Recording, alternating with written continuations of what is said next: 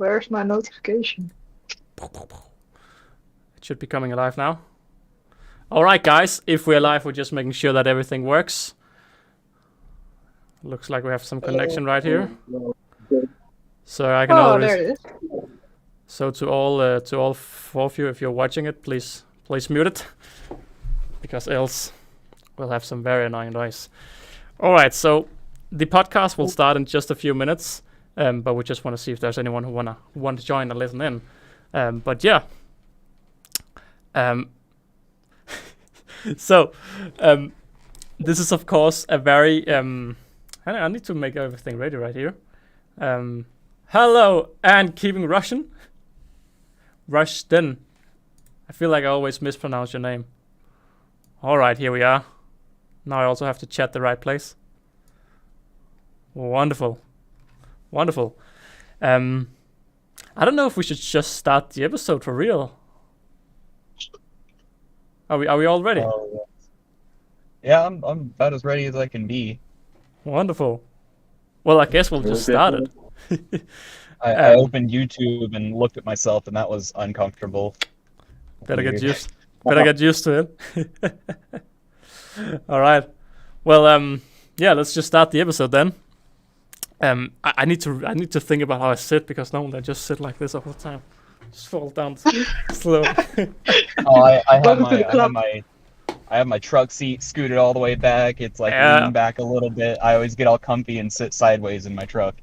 Yeah, I mean, when I'm at lunch break, I also I'm always eating in my car, so I also always get nice and comfy. Yeah. All right, shall we start? I think we shall. Okay. Hello, everybody, and welcome back to the AntPod. This is episode 25 special, and if you're watching live or rewatching live on the YouTube channel, we're doing it live with faces on, and yeah, to give a quick round, Casey, you can actually see how it's actually sitting. Are you always sitting like this when we're recording? Oh, every time. I gave up trying to do the podcast from home. Yeah. So and most of the time it works perfectly. Except, I mean, it's middle of the day for me. It's 1 p.m. Yeah, and you actually so go right back after this. Yeah, I go back to work every time. Yeah. This is lunch break. Oh yeah, that's dedication. Next to, at least from my screen at least, next to Casey, we of course have Lady Lynn. How are you doing, Lynn? Very good.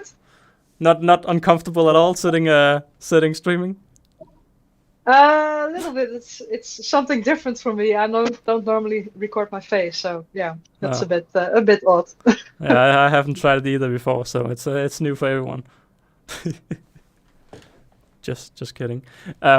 Lastly, we have Jake. Now, Jake, your audio quality is perfect. Your video images are very good, but the video but the video itself is very laggy. But the important thing is we can see how happy he is. How are you doing, Jake? Oh, excellent! Yeah, although I'm a bit nervous. It's getting a bit hot in here, like. Yeah. But yeah, as long as it's all right. Yeah, I'm getting a little hot in here as well. I've moved my radiator right next to me, because the other really take a hurt when they are cold. So now the radiator is the radiator is as close as it can be to the ants. So meaning it's right behind me. So that's lovely. But yeah, this is episode 25 special, because this is the AntPod episode 25, and this is what us four right here is the kind of main team, and we are of course doing this live for those who heard it, and yeah, if you're thinking what is going on, well, that's probably because something funny is happening on the stream if you're hearing the audio version, because of course this will also come out as an audio, and we have Ants Russian, Mayor Ants, and Answer in the comments, so hello to all of you. And yeah, of course, we don't really have a subject for today. We're just going to talk about, well, our favorite moments of the podcast and general behind the scenes. It's quite funny because we had a whole introduction to Casey in the initial podcast where he joined. Of course, we had a short introduction in episode 9, I think. No, episode 8 for Lynn in the female Ankeepers. And in episode 14, we had a short introduction to Jake as well. But we have never really had a proper introduction to you two as host, because you've just popped in from the side. I don't know if we actually... Should we start with that? Jake, for all those who just hear your voice and don't really know who you are, can you explain a little bit about... who you are and why you are here on this podcast? Well, I've got my YouTube channel, Anti Matters, and yeah, I got loads of ants, basically. So yeah, I've been making a few videos on them, and I think I ended up here just because I'm like the biggest fan of the ant pod ever, and I think it's absolutely brilliant. So the opportunity to get on it was, I just had to take it. The first time I was like, no, because I was a bit kind of nervous about even having my voice like on there, but now it's a bit better now. Now I got my face on there, although it's a bit probably stuttery still. I don't know how it is. Yes, there's a few pictures. Yes, a few pictures of your face at least. I got about 25 colonies at the minute, and yeah, things are going good. Most of them are, well, not most of them are sleeping, but a lot of them are sleeping now. But yeah, I've been keeping ants for quite a while as well. It's too long. I think I started when I was 18, and I'm old now, so I think it's 14 years maybe. I don't know, however long, like 18, and then I think I'm 32. Oh, yeah, 14 years, I think, at least. Damn. Oh, yeah. Yeah, I've been keeping since 2018, and that feels like a long time. So, yeah. But of course, I'm not gonna lie. I love you. Of course, do weekly ANN, which was a big competitor to the Ant News, and then you came with the ANN. But let's be honest, ANN is a little bit better than. Yeah, yeah, exactly. ANN News. Lovely. And yeah. You kept talking about how much you liked it. Oh yeah, but podcast is different, yeah. Yeah, but on the Ant News, yeah, on the Ant News part of the podcast, it's not as big as ANN. But yeah. Although I missed it this week because I was super busy, but next week I'm gonna make like a massive one. And basically, your latest video, that documentary, that's getting the special treatment, basically, because that was a good video or documentary, like that latest one. That was good. In the chair, like I knew it was bad when like I saw all the mics everywhere, and the angle was perfect, like that. Yeah. Yeah. It was one of those videos where I just knew how I wanted to tackle it. But all of the video was, of course, recorded after the story. So when the story ended, that's when the video was starting. So, yeah. We have Ants Kelly also in the comments, together with Ants Norton. So hello to you two as well. So that's a little introduction to Antimatters, which is only about like 5 episodes too late. Lynn. Even later as well. Way too late introduction to you. Of course, there were some introduction in episode 8. I don't know how detailed it was, but yeah. Lynn, who are you? Why are you here? Who am I? Well, I'm Lynn. I'm 26. Am I 26? Yes, I am 26. I'm not sure what else to tell about me, actually. Do you keep ants? Yeah. No. No, okay. Yes. Ants and roaches. And at the moment, I think I have about 32 or 36 different colonies still. Yeah. But it's a little bit cold in my house, so my ants are complaining a lot, especially the exotics, because I keep a lot of exotics, so that's a little bit of an issue. But I think they'll manage, so that's going to be fine. And I've been keeping 4 I'm not sure. I think I restarted when I got my own home, so that's gonna be around 2016 or 2017 or 2018 or something. I don't even remember. Yeah, that's pretty much it, I think. And why have you joined the Ant Pod? Oh yeah, to annoy everything. No. Yeah, I've wanted to join like for a very long time. I really enjoyed episode 8 and making it and just hanging out. I really liked hanging out and talking about ants. I don't talk about ants like during my normal life, like my day-to-day life, because there's no one to talk to with ants about ants. Like my colleagues all look at me like, you're crazy, you're weird. Why the fuck sorry, why do you keep roses? Why do you keep ants? Why do you buy ants for 280 euros? They're all like, you're mad in the head or something.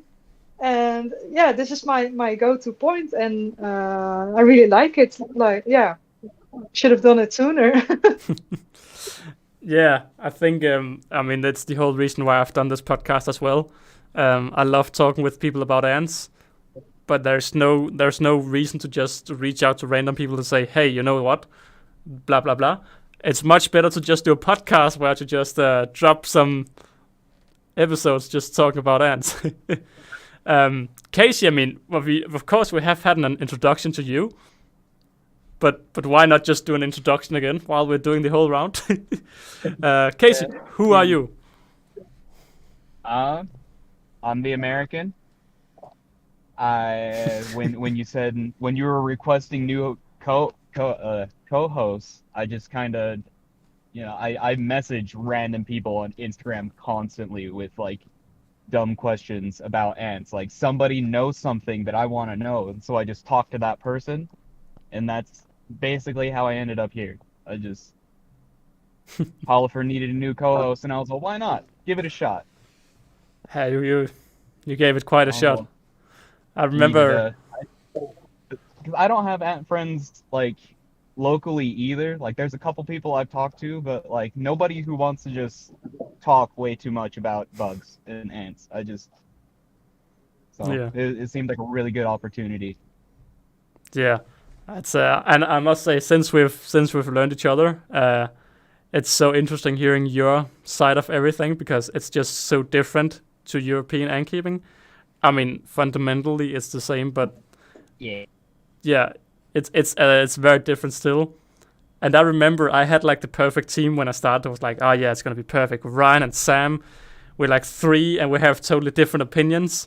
And then you just came and you're like, you want to join? And I was like, but you're married. It's gonna be a little bit hard with the time zones and everything. And you're like, yeah, but I can go home from work. And I'm like, but I'm so happy I got you, and you kept sticking in, because for a few days I was like, is it really the best to get him? Because I mean, time zones and everything, but yeah, kind of great friend, and it's just it's the perfect level of just also having an American on the show, just because it's so different. So yeah, but how many colonies do you keep, and how long? I have somewhere between like 8 and 11. I'm not entirely sure, but I think I started 2018 or 19 just with pavement ants, and then shortly after I got my Pogonomyrmex barbatus, and then I enjoyed them for a year, and then I got really into it and started learning all the where they're at and all that extra sciencey stuff. So I accidentally like got somewhat decent at biology and like a little bit of botany. Yeah, you learn a little. You learn. That's also what I've learned. You learn so much different things. In the comments we have Jumpground saying, first time I've caught live. Hello to you. It is the first little live episode. I mean, it's a little bit of a concept, because we've talked about doing this a few times. So why not just try to do a special episode and actually do it? How it works out, that's for the future to tell. But yeah, I mean, I can finish off this round. Most people probably know my story. But yeah, I started in 2018. just I have my Ant Holifer YouTube channel and my Ant Holifer Extra channel and my 1,000 other social media channels. And I was in the same problem as, well, all of you. I didn't have any ant friends in real life, and I thought I want to talk just ants, and I started a little plan, Antpod episode 1, of just interviewing all kind of different people. My end goal have always been to kind of reach Ants Canada and talk with him. But one of the early, I mean, we have a point of this podcast where we'll talk about our favorite kind of moments of this podcast. Rather it would be on the show or just something we've listened to. And also for the guys listening in live, if you have a favorite moment of the podcast, a funny moment or your favorite episode, now time to share it, because, well, it's that time of the day. But yeah, now I'm just gonna keep talking because I'm very bad at stopping talking. But yeah, I remember the second episode. I got Ant Scandinavia on the show, and it was such a huge milestone because he was kind of one of the 4 guys who got me in. And already there on episode 2, Ant Scandinavia were on the show and we were talking, and it was such an amazing episode, and I really got boosted by doing that episode. And then of course episode 6, I interviewed Jordan Dean, the man behind the old Ants Australia channel. And yeah, that Jordan Dean interview, I had to get up at like 5 a.m. or something, but it was worth it. It was just talking with one of the main inspirations for keeping ants. It was just yeah, that episode 6 was definitely the highlight. Looking back at this whole podcast tryout, of course we still want to get Ants Canada on the show one day, but that's for the future. So far he hasn't responded every time I've asked, so it's lovely. That guy runs like 6 different YouTube channels. Yeah. And he's like, we all seen the Ant Mansion in the Philippines, so like he's not broke. And the only way you get that rich is if you're busy all the time. So yeah. It makes sense. Him and Jordan Dean are absolutely the reasons I got super interested in ant keeping. Yeah. I mean, I've Huh? I forgot what I was gonna say. It wasn't a complete sentence. Lovely. I know my favorite. I think one of my favorite episodes was when Basic Ants and I think it was Antboy UK. Yeah. You had them both on, and they were both debating so well.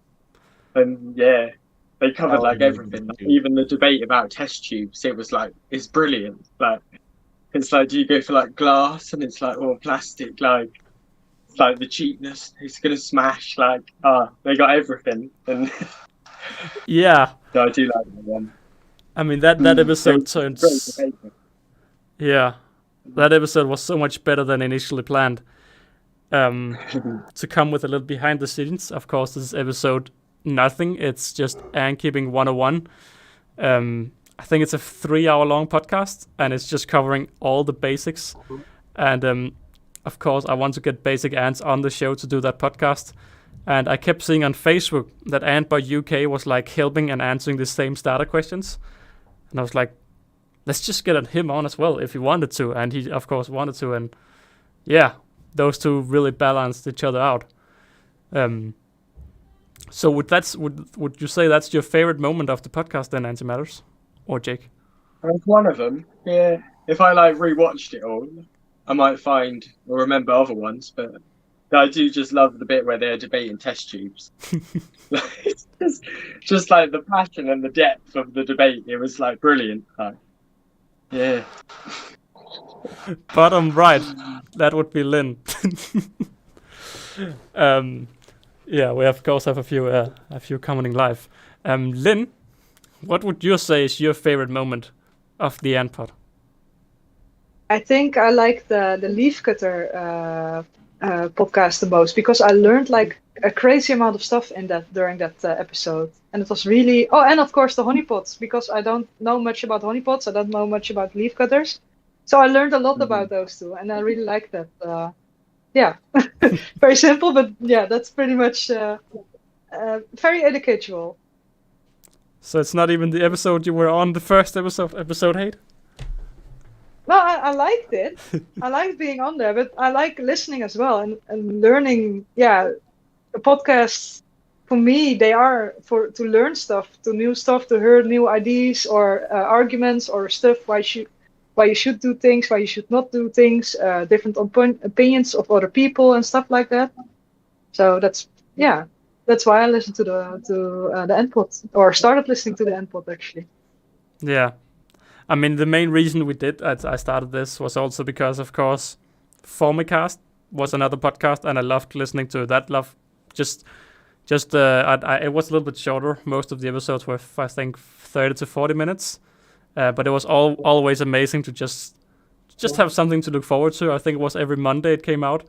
It was just So I wanted something similar because it stopped.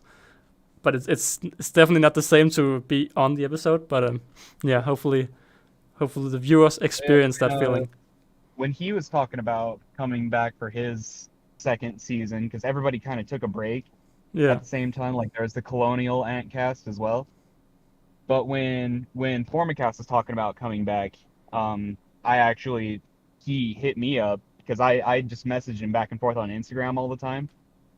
And he suggested that I come on his show, and then like, I don't know if he got busy with his other show or just life in general, but we just kind of didn't talk as often anymore. And then you had this opportunity. I was like, yes, absolutely.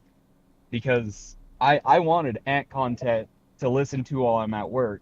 Yeah. And there wasn't any. I could listen to YouTube videos, but that was, that's not the same. No. Because it's visual content, so you need both parts to enjoy it.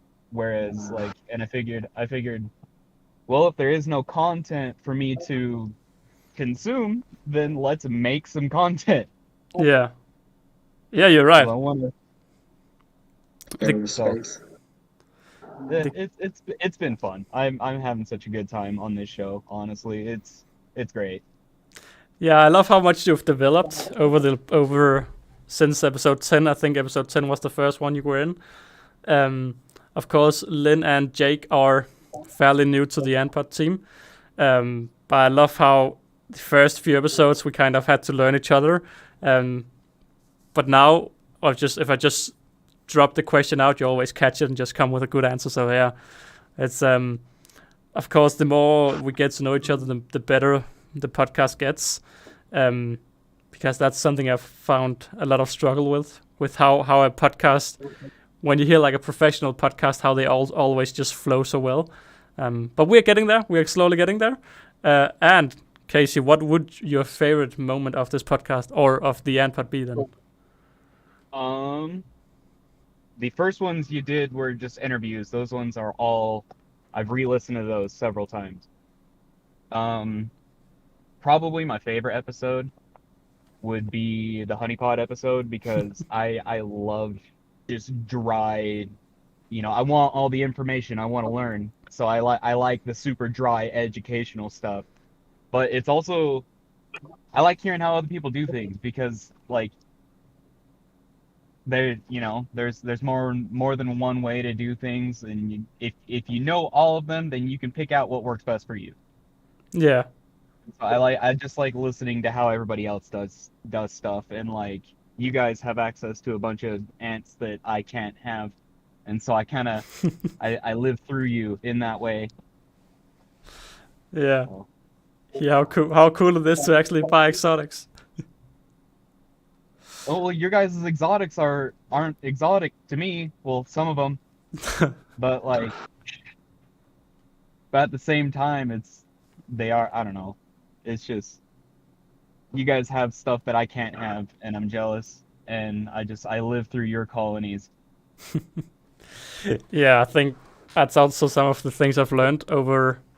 It's weird because I'm of course just showing my colonies and just doing videos, but it's funny, especially at Ancon, how many actually came over and asked us, so how's this colony doing? You haven't showed it a lot. Just like, I mean, how do you even know? I mean, it's funny how people actually invest that time and get the scenes behind the scenes. I message Hood like right after his fire ant thing, like I message him and ask him how his Sansabeanus are doing all the time, and like because I have Sansabeanus, but he's the only other person I know that has him. Yeah, And he's so I'll just done an message him and update. be like, I yeah, don't I know. saw that. Yeah. I saw that last night. I was Yeah, pretty good hyped to see them about it. all doing well. Yeah, they've survived quite nicely. I thought the Campos would have been done for. Although I think it's just me, like, I just can't keep Campos. But I thought they were going to die after the fire ant attack. But it's amazing that they pulled through, though. And have, like, got so many workers now, too. Yeah, they Yeah. haven't just sat around, like, sulking. Are they a fast-growing species? Is that Sansa, It depends if Lynn's got them or not, doesn't it? If Lynn's got them, they seem to explode in numbers. Mm. Anyway, I don't Oh, know. that's sensible. I just kill them. so? Casey, would you hang on before we lose the comment? Of course, all the live viewers, if you have a favorite moment, please be sure to drop it. We have Answer saying the episode with Formerly Plain is definitely one of the best. He's such a funny guy, and those differences between the French community is nice to see. Yeah, I must say that was such a weird episode. I kept just sitting and laughing and smiling when he said like 3D printing is. I think it was 3D printing. He was Bad for the considered ants, bad. yeah. Yeah, it was bad for the ants.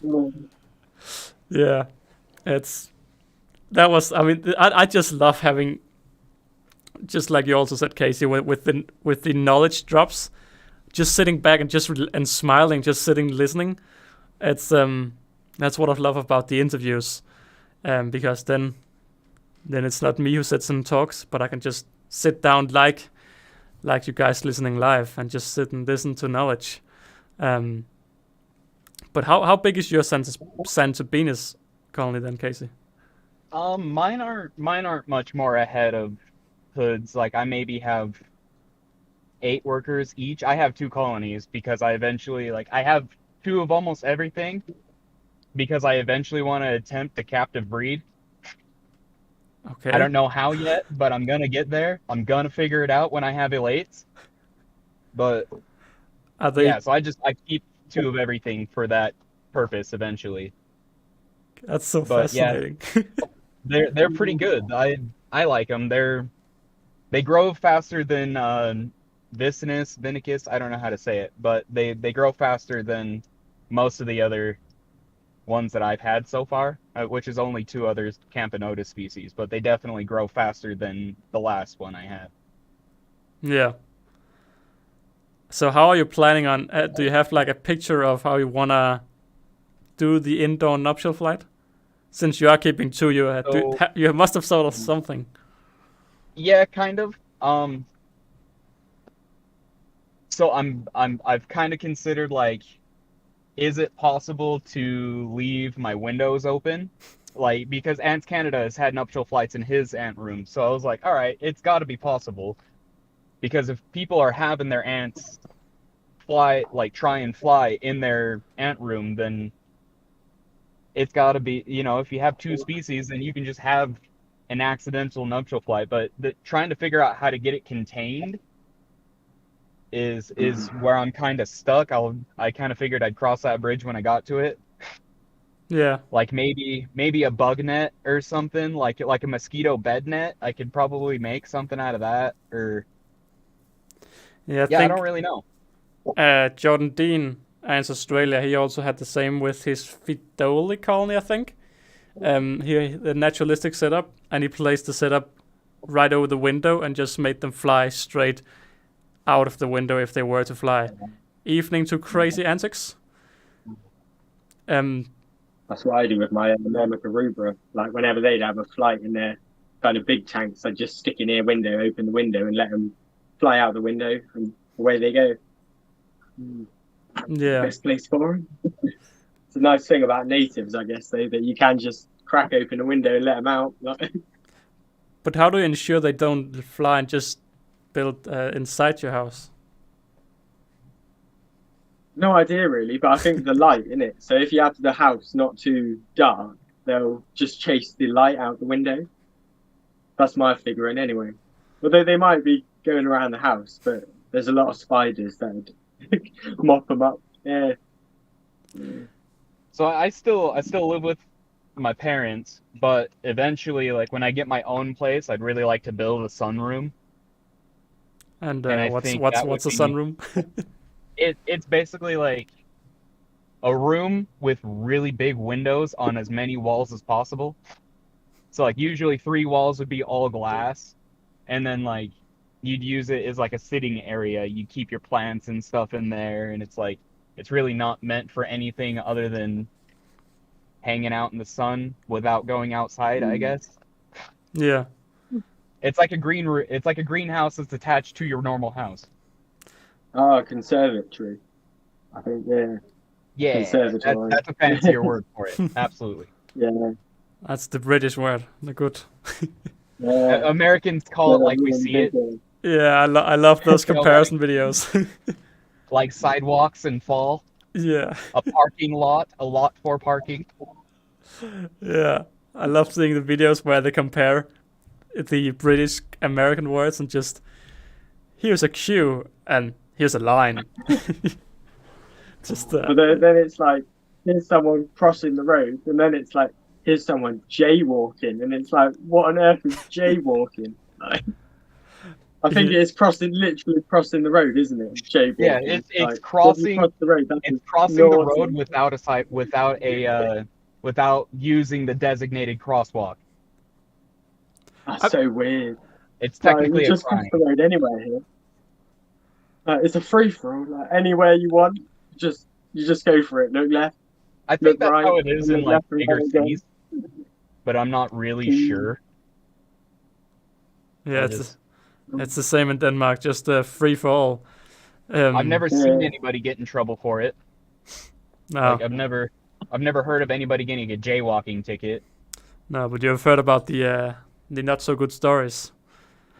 I remember. I can't remember one of the police officers a few years ago, and I was so confused because they kept saying he had been. I don't know. I think was shot. I can't remember the story exactly, but it's still the whole Black Lives Matter protest and stuff like that. Yeah. It's like 10 years ago or something. I can't quite remember. It was before Black Lives Matter was a thing, but I just remembered it was all over the news. And as a little Dane who didn't quite understand English, I didn't understand. He was shot because he was walking over the street, and I was just, yeah. I can't That's quite remember the story. Oh, I think I know what one you're talking about now. Yeah, no. Yeah, As 10 an years ago. American, Something. I can't comment on any of that because I'll get canceled. So I'm just gonna, Understood. regardless of what I say, no matter whose team I'm on, I'm damned if I do and I'm damned if I don't. So I'm not gonna. Understood. I remember, Jake, you said at one point that you got to remember to keep the lid on your Bachyaranatum.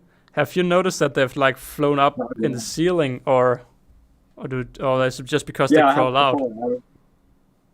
Yeah, I've spotted them flying out before, and luckily they always seem to get caught by the spiders because around them I've just left the spiders be because they're quite good at catching any ones that get out, and sometimes they will hide under the nest, and you just gotta wait. But the spiders are quite good at catching them. But I do have to keep the lid on though because they can just like and they're gone Yeah, straight out. I have the same now. I have daddy long legs in pretty much all corners of the room, and yet there's also they're other good workers. ones. I also have other workers in all the webs. I don't know when they escape, but they sometimes they have clearly escaped. Yeah. I How's haven't. the fungus None of my been? ants have escaped in quite a while, and that's a relief. Yeah, remember Lynn, you have had some escape stories. Oh god, yes. Yeah. And I also had spiders hunting the escapee, so that's nice. But Yeah. that's jumping spiders are very good if you want to get rid of some loose ends. So Hang on, what? jumping spiders. If you just let it go, then Yeah. Yes. No, the Scutellaris, like they escaped and they went to the bathroom and they went up in the ceiling in the bathroom. And I was like, well, how am I gonna get those out then? well, I just released a jumping spider. She would wait patiently in front of the hole and then go like every time she saw like a worker. And then when she was full, she would go to sleep in a nest somewhere. And then the next day she would sit there again and catch the Chromatogasters again. And Very you were, handy. and you were able to get the jumping spider home again. Yeah, because they react to movement. So when she sees you, she looks at you. She notices you. She knows that you are there. So they're really interactive with people as well. So Actually, I was reading a thing about jumping spiders, and they're actually like, so you know how octopi are really, really smart for being like a cephalopod? Jumping Ye- spiders are kind of the same way. They are really, really smart for being spiders. Like any animal that uses vision as a primary like sense for hunting is generally more intelligent than other animals in that species. And that's You can funny. tell that with the Venator. Yeah, that's the funny thing with Venators are Venators. definitely, like, smarter. That's They why I look want like right bull to your ants, shoulder. because they look at you and they acknowledge your presence, and it's super it's off-putting. I like it. It's Yeah, they stare into your soul. That's what I'm always saying. But it's just funny because also hello to Lacius King. It's funny because Harpegnathus venators are considered like prime. What's it called? primal, Yeah, primal. primitive. Yeah, Primitive. yes, exactly. Primitive. And yet they are actually used as eyes, and that way they are a lot. I don't know if I would say directly they are smarter, but when looking as a human, they look smarter as they're going out to hunt. I think they're like so not primitive. I swear Yeah. it's just like racism or something, because they're so offensive, if you get what I mean. The other ants are all like, we're going to evolve to be social. And then, yeah, the harps were just like, we're going to turn the weapons up to 10 and just become solo killing machines, sort of thing, instead of like teamwork. But they're definitely well advanced. Yeah, I would definitely It's- not call them simple. yeah. I'm just waiting for the actually day just- to get them again. You saw it on my Instagram story. That podcast that I was listening to today, I just barely finished it just before the show. It's a really good one. They were talking about like, they used a bunch of big science words, so I want to say Basial lineage, but like the bottom of the family tree, they talked about like where hell ants fit in, and like there's 20 quadrillion ants on the earth, if not more than that. It's just a bunch of fun little tidbits. They kind of go into specific species like the harps and bull ants, and actually they mentioned honeypots, which was cool. a lot of the other ant shows that I've tried to listen to during the day never mention honeypots. Everybody talks about leafcutters though. Everybody loves leafcutters. Oh, leaf cutters. I mean, who? They came out when the dinosaurs like disappeared, didn't they, or something? The leaf cutters, 60 million years ago. And yeah, They were saying they might have been there even earlier than that. Like, Damn. so like T-Rexes grew up avoiding anthills. Just imagine the super colonies before humans came and destroyed them. Well, even the super colonies with humans present. Yeah, they're still massive. Yeah. There's an ant for anything, I think. Definitely. Like if you can think of a biological niche that something needs to fill, there's an ant for it. it's like an egg cracking ant. I haven't seen one of those yet. One that can like crack an egg. That'd be a good source of food, then. I mean, mean- there's ants that steal eggs from other ants. Yeah. I mean, I'm But- sure there. I mean, trapjaws can bite the egg and maybe crack it. I'm not sure if it can take it in. I'm not really sure if they are that. I think the problem is probably their size. They're a little bit too small for that. Casey, how are you honeypots doing after? Are they in hibernation now, or? Yeah, pretty much. Everybody's just like hanging out on the ceiling. Nobody's they move a little bit and they come out for water, but for the most part, they're not. I don't have any brood. They're all just chilling. I had one pupae like 2 weeks ago, and after that one hatched, it was no more eggs yet. But everybody's still alive and drinking water, so that's cool. It's hibernation time. I think it's to take a round. How do you hibernate your ants? Are you just in a cold room, or how do you hibernate them? Yeah, pretty much. They're in my bedroom, and I spend like 3 days a week. I spend the night at my girlfriend's house, and so like when I leave and I know I'm not coming back that night, I close my heater vent. Yeah. And I just let the room stay cold, and I just keep my door closed. And it's been like 65 degrees Fahrenheit in the morning when I wake up, so about 20 Celsius, I think. Yeah. Yeah, Ants Callis just said they don't go into hibernation. They just get slower. But yeah, they are. I guess they just go into diapause, which is the more correct term. Yeah, exactly. But we have honeypots in Utah also, so like some go into hibernation. You can't blanket statement that, because like people say harvester ants don't go into hibernation either, and they totally do. It snows here. It gets up to a foot of snow in the area I caught mine, so they gotta. But I don't know. I'm just being picky. I'm sorry. No, it's true. There's also Nicobarensis where there's snow. Yeah, I've also heard that I can't remember where I heard it, but Nicos live where it snows sometimes, yeah. But the general vibe is just no, they don't hibernate. But I think it's a little bit like with Jake with your Tetrameron bicarinatum. If it gets cold, they activate it, but then if it gets hot again, they just deactivate it. So it's not as well. I like to think that the European ants are very much. I know, Lynn, you're a little bit the other way, but I know that I think it's, for me, I think that they are a lot like, okay, wintertime, and now we rest, and we don't go out until we get that heat spike again.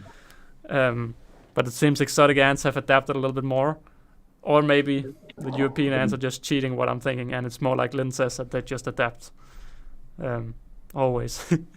But Lynn, how do you hibernate your ants? Oh, well, I've quite a few of them I have in my fridge at the moment. So like the Manica and the Myrmica and the Lasius, even though some people say Myrmica don't go in the fridge. Lasius, of course, and the Formicas. All the Formicas are in the fridge. And then I have over here my Camponotus lateralis and my Tetromorium. And they are actually still on my other desk. Because when I'm not here, when the computer is off, the temperature drops, which the meat ants don't like, but they have the heating mat. But it becomes like 16 to 18 degrees in here, Celsius. So they also slow down. And then, my other room, my animal room, which holds the maculatus, which is a bit ironic, but they have heating mats as well, so they don't cool down. But that room is like 14 degrees right now, as we speak. Because I don't have the heating on, and like my Mesobarbarus and my Camponotus barbaricus are actually in there, so that's how I hibernate them. I just let the room go cold and very easy like that. And I actually need to move my the Lateralis and the Tetromorium and the other Mesobarbarus that I have over here into that room, and maybe my Nicobarensis, because they are also pausing, so I might cool them down a little bit, see if it starts them up again. Yeah. But generally I just make my house very cold. That's.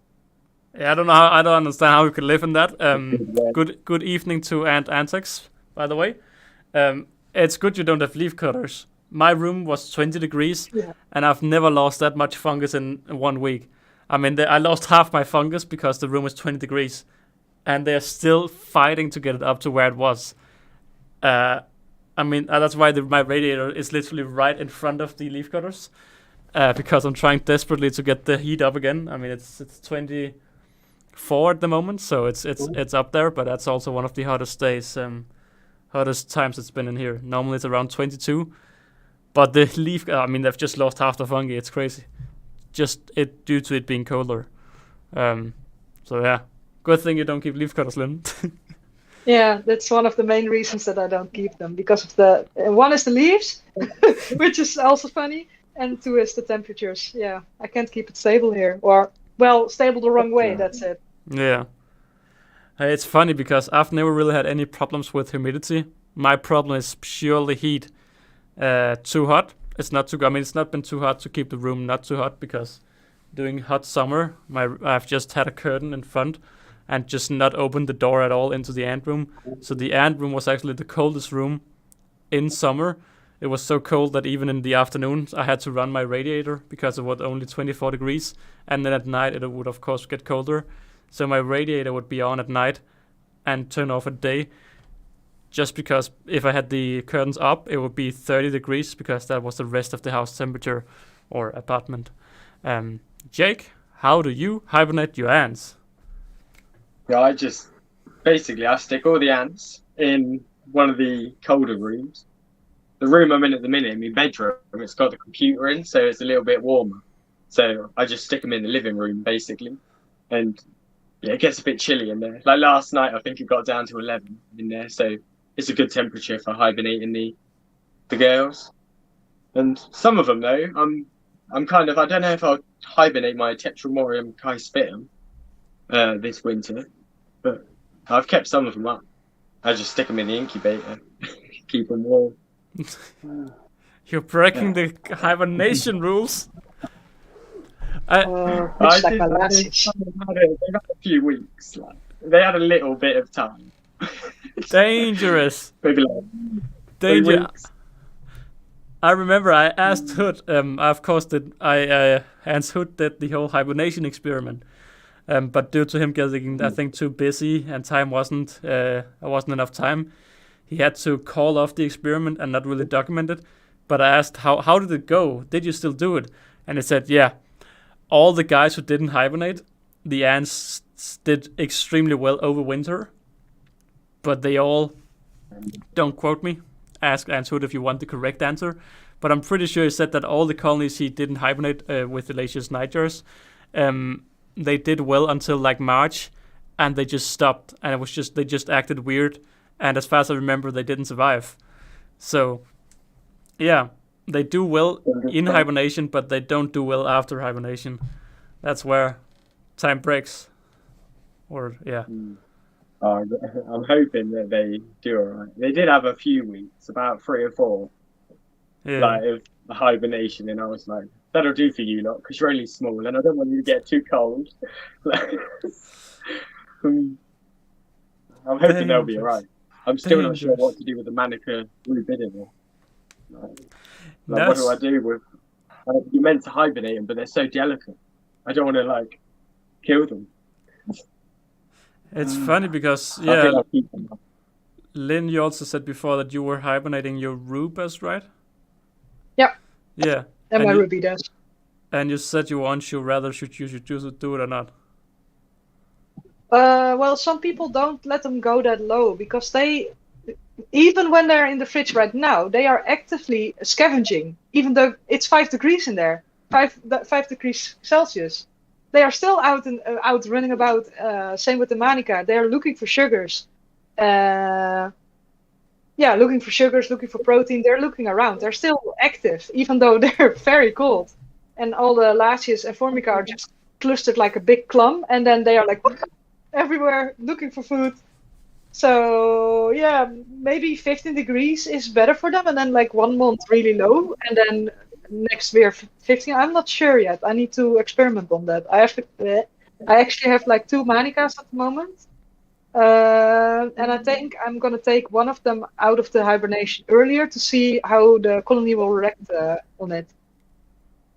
Yeah, my harvester ants are doing something kind of similar. I keep them as close to my window as possible, because that's the coldest corner, and they're my biggest colony, so I don't really worry about them getting too hot or too cold, because they're to a point now where I only have to hydrate their nest maybe once a month, because I don't know how they're doing it, but they control their humidity super well. But yeah, they're right in my windowsill, like their foraging areas in my windowsill, and like it's gotten cold enough to where there's condensation on the outside of the foraging area. But they're still out there. They're slower. They are a lot slower than they usually are, and they're a little bit more clumsy, and they fall over a lot. But like, yeah, they're still just out drinking. Like, they constantly come out for water. But yeah, I'm surprised because like last year they plugged up their nest entrance and didn't come out at all. But It's this funny year how they act don't- weird. Yeah, they don't seem to care. They don't seem to care that it's cold. They notice it's cold, but they don't seem to care about it. The real question is, does weather affect ants?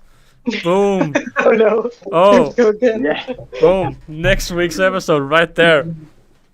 Already recorded, yes, mind-boggling. But yeah, the funny thing is, the reason I asked you, Lynn, with the rubas was when I didn't hibernate my Myrmica ruba colony 1 year because they were in the natural tank. People were like, "No, you gotta hibernate them. They need cold weather to produce elates for the season afterwards," which is something I don't know anything about it. I mean, but it's just funny when such a pro like you goes against that. Or at least, Yeah, I mean, you of, didn't go against it, so I guess when You want to see something against? This is a Latius flavus, and they're not in hibernation yet. But yes, pupae. They have pupae. They have a lot of brood. If you look there, Mad lad. they are on 21 degrees. Outrage. But yeah, I hibernated my Myrmica, and they actually did produce elates this year. But I've never not hibernated them, so I'm not sure if it's true that if you don't hibernate them, they don't produce elates. So I can't be sure about that. No, I don't know. Brian would never hibernate since. But I don't know how his elates turn out. I know he does still get elates though. But I do know he doesn't hibernate. Yeah, it's some of the things when if it actually affects the colony, you don't know it until it's too late. Same with the flavus. If it actually affects the colony, I mean, I guess I don't know how the clocks of the ants work, but couldn't you, in theory, if they start acting weird, like with Hood's hibernation experiment, when they started acting weird around March, couldn't you just put them in a fridge and just have hibernation there? I mean, it would be very confusing for everything, but wouldn't that reset the clock that they were waiting? That they were waiting for that cold weather? That's the question. Yeah. I would be curious to tell because my Formica, they went to sleep in about August, and if I could kind of give them a good shunt, if you get what I mean, and be like, get hibernation done and finished and over with, I'd love that. Because at the moment, they've just been sitting there doing naff-all for months. Yeah, same with It's my about time Fuscas. they kind of woke up again. But yeah, Yeah, my I don't know Fuscas if are it's because exactly they the are same. from Poland, but they're cold. But yeah, it's a bit. It's not too bad, but it is a little bit annoying. Yeah, I mean, my Fuscas haven't been doing anything for half a year. I mean, black on white, it's not really keeping an ant colony if they don't go out to get food. They don't. I mean, it's just I want the colony to grow, and I last year I was about to ditch them and send them onwards, but then this year they just went so crazy. I mean, they laid more eggs, and they completely exploded. I mean, they were so small in the nest, and they completely filled out the nest. They were massive. All the 4 queens just said, "Let's go." There were more eggs than workers. I mean, it was crazy. And then in June, quiet. Brood was just dying down, and they were just getting in hibernation. Midsummer, heat wave, and they just quit it. And since then, I've just fallen out of love in them again. My interest have just dropped. It's just, yeah.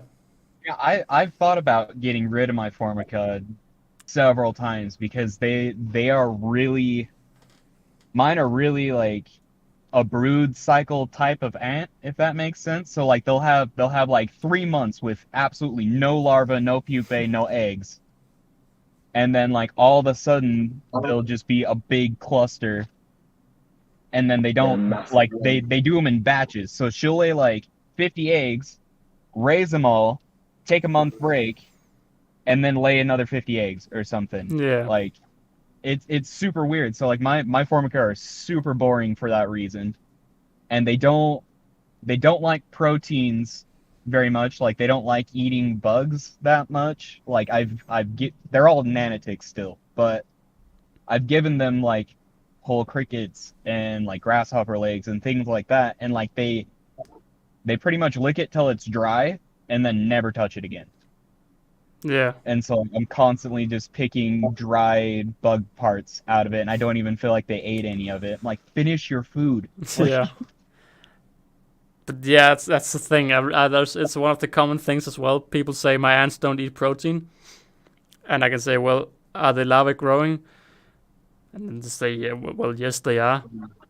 Well, then they're eating at night. I mean, it is the same with me. I mean, when I see someone feed a cricket leg, I think, wow, that's so little. I feed an entire cricket and I can't see that the ants have touched it. But of course, if they only really need a leg, it makes sense that you can't see it because I'm overfeeding them a Yeah. lot. I think like with smaller colonies like that don't pick apart their protein options, I think Yeah. they get most of their protein just from like, what's it called? Hemolymph, the bug blood. I think yeah. they just suck up the bug blood and like whatever liquid stuff they can get a hold of and put in their social stomach. Yeah, I mean that would make sense. Also, the other thing is if you have like a Flavus colony with 5 workers and 10 larvae, how much space can they consume if they have like a cricket? I mean, they don't have that much space to consume all this food. I mean, with my Nikos, there are so many bots to fill that they can just continue because there'll always be another bot to fill. But with 7 workers or something, it's not too much to fill. Yeah.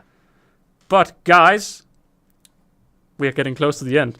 We've been live for a long time, and episode 25 special is about to enter the final stage.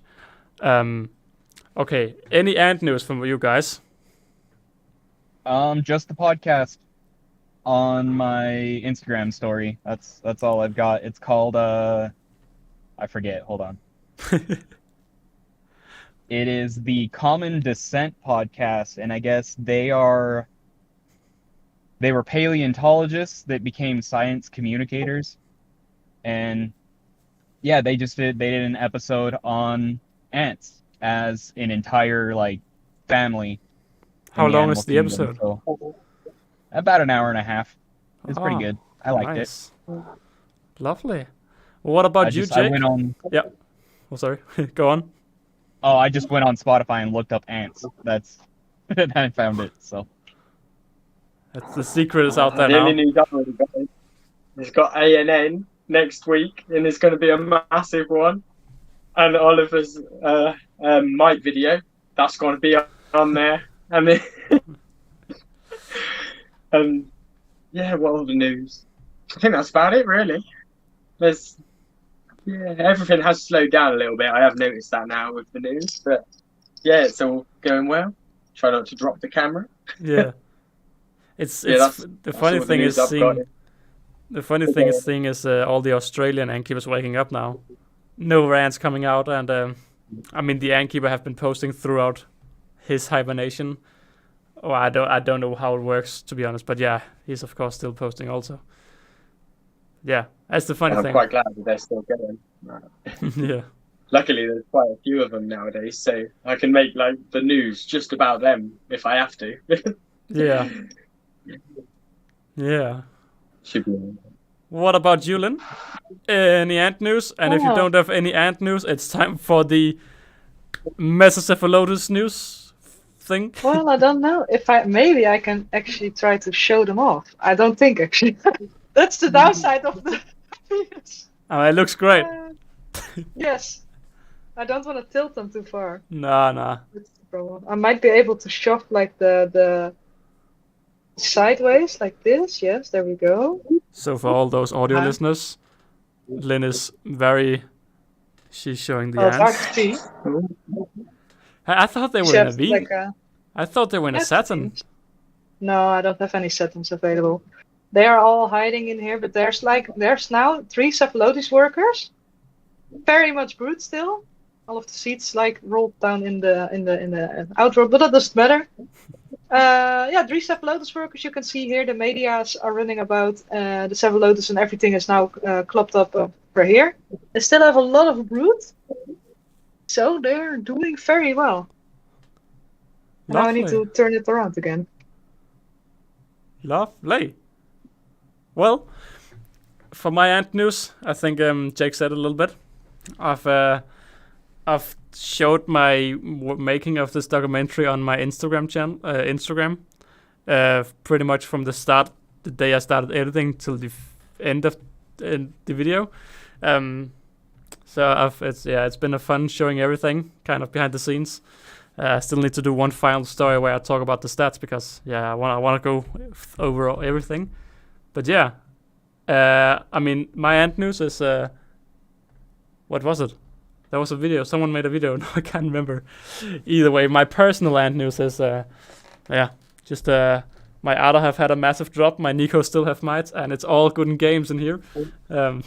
Still treating all my ants with different mite treatments. So yeah. Always nice. To round out the episode, Jake, what do you have? Do you have any expectations for the future of the Antpod? Anything you want to see? Anything you want to do? Any episodes you would like? Any overall thoughts? Special behaviors, maybe. That's what I'd say. Maybe one day special behaviors like Carabera's trails and like Messers making bread. Like all those little things, maybe. Yeah, proper nerd. Yeah. Every ant's got a little niche, kind of. Yeah. Yeah, I mean, I have thought like Formicast also did at one point doing specific, species-specific podcasts. That's also something I thought of. I was gonna say species-specific deep dives would be fun. Yeah. Or if we back up a little bit, we do genus deep dives so that we can cover multiple species, and that would be I mean that's technically less episodes, but it's not like there's a shortage of No. I mean, we have a little bit done, not a deep dive, but a look into honeypots and a look into leafcutters. Yeah, I like that format a lot. It's nice. Yeah, I must say I also liked. I mean, there's only a certain amount of podcasts we can make about everything, so I must say I do take inspiration from Formicast, but as he's not active at the moment, I'm gonna do it. I really liked his series where I went around the world talking about the different species of America, of Europe, of any width of countries, and I thought it would be just thinking about this here on the spot. It would be cool to have an individual from that region we discussed. So, an Asian antkeeper when we talk about Asia, an African antkeeper. I mean, I don't even know any African YouTubers, to be honest. To get someone like that to go on the show, just to get something like proper, I think that would be cool. But yeah, Lynn, what do you think the future brings, or anything you want to bring in the future for the Antpod? Maybe an episode on parasitic ants, like host ants and parasitic ants and stuff like that, like Formica or like Lasius related, or like 2 different podcasts, one for Formica, one for Lasius, slave making ants maybe. Stuff like that should be interesting. Yeah, I think that episode was actually written down to be within one of the episode 20s. Before it all got wiped. No, I think it's. I think I pushed it down further and further. I'm not sure if it's still there. I mean, I don't know. I don't even know if it still is there or not. But I wrote it down at one point, so that's definitely something we're gonna do, Lynn. So don't you worry about that. Let me just check. So just black and white. Episode 26 is currently set to be Does Weather Affect Ants? Episode 27 being an ant YouTuber. These can change, of course. 28. Oh, nuptial flights in captivity. It's gonna be an interesting episode. I'll figure it out.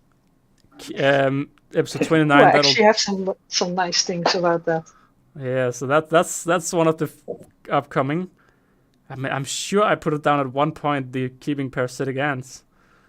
And then the episode that everyone's looking forward to within the young audience, episode 32, Young Ant Keepers Part 2. Definitely the most requested episode ever. It's actually gone. I have deleted it. I'm gonna put that in again. Casey, would you like to see? Oh, hello, Campo Nico. But Casey, what would you like to see in the future of the Ant Pod? I don't know. I'm just kind of happy to be here. The species, we kind of covered all the things that I'd like to cover. Yeah, I don't know. I don't really know. It's been good all the way through, so I have no critique or suggestions. I mean, that is what we want to hear. So there's nothing you want to do, certain you want to do? No, I don't really have anything in particular. I would like to talk about your Novomesser, because I am insanely intrigued by those ants, and I'm so jealous. I think I've said that on like 4 or 5 episodes with that species in particular. Just because they are so cool and they are so close to being available to me, but they're just not. It's one state border away. Oh, lovely. It's definitely something. I mean, I guess that's something we do an American episode. I think an American will be like the top species of the country, or we just talk about it. The thing is, Novomessers, they're cool, but I don't think we can make an entire episode on them necessarily. But that's definitely something to point out in the American episode. Hello and ramblings. Welcome to the end. I gotta bail. I'm short on time. Yes, that is all right. We are about to end, but one. Have a lovely day. Get back to work and work all you want, Casey. Been lovely having you here on this a little bit extra long episode, but we are just about to end it. Is there any more I want to say? I'm not sure there's any more I want to say. I forgot to say my thoughts. My big dream is still to get someone like Ants Canada on the show, but to just chat with him. Goodbye to Casey. But else, I think I just want to keep them going. I just want to improve every episode. I feel like I'm still talking too much. I need to talk less. But as the more we as a group talk together, the more comfortable we all get, and the more I love it when I'm sitting here when you talk to each other and you bypass me, because then I'm actually feeling like I'm not the guy who gets every sentence flowing, like it goes from me to someone to me to someone to me to someone. I love it when you just start chatting with each other, because then I actually feel like we're getting proper into just talking, which I want this podcast to just be a relaxed 1 hour talking episode. So yeah, that's kind of my dream for the podcast. But yeah, it would be awesome if you got Ants Canada. So that would be next level. Because definitely. I'm not like the biggest fan of him, but still, he's kind of every ant keeper, I guess, knows Ants Canada, and half of them he got them into it, man. Yeah, 80%. You can't really argue with him. Even if you're not the biggest fan, like he's still done. No, I wouldn't say I'm the biggest fan, but I still watch all of his videos, and I still think they're the great quality. But yeah, I mean, he got at least he got me into ant keeping. He got, I think, more 80% than 50% of everyone into it. So yeah, he's definitely one to get on the show one day. I would also like to get Lights Camera Ants on the show, but last time I tried contacting him, he denied and said he was too busy. But I think he'll be an interesting guy, not because of the controversy, but just because how he has done what he's done, become one of the biggest YouTubers now. I would definitely like to talk with him, probably, because I do respect him, because he actually chose to change when the community wanted him to change, which I really respect. Sadly, I don't know if the bridge is burned or not, but he's someone I wanna reach out to. But yeah, guys, with this extra long episode, I want to say thank you all for watching live. Thank you all for listening in, not live, but listening in. I mean, I guess you could also listen live. thank you to all the viewers watching and dropping some comments. And I just want to say, I can't remember my final words, which I never can, but you will hear. I remember them now. You will hear more from us at the Antpod next week. And boom shakalaka, we're done. And I'm also gonna end the stream. So for all of those watching the stream, have a lovely evening, have a lovely day, have a lovely whatever time it is for you. Hope you enjoyed. You guys, Runecat is listening in. Hope you enjoyed. Oh, so late. Oh no. Oh yeah, but yeah, I hope you all have a lovely day, and I will end the stream now. But we just want to wait a little bit to make sure that all of this comes in the stream. So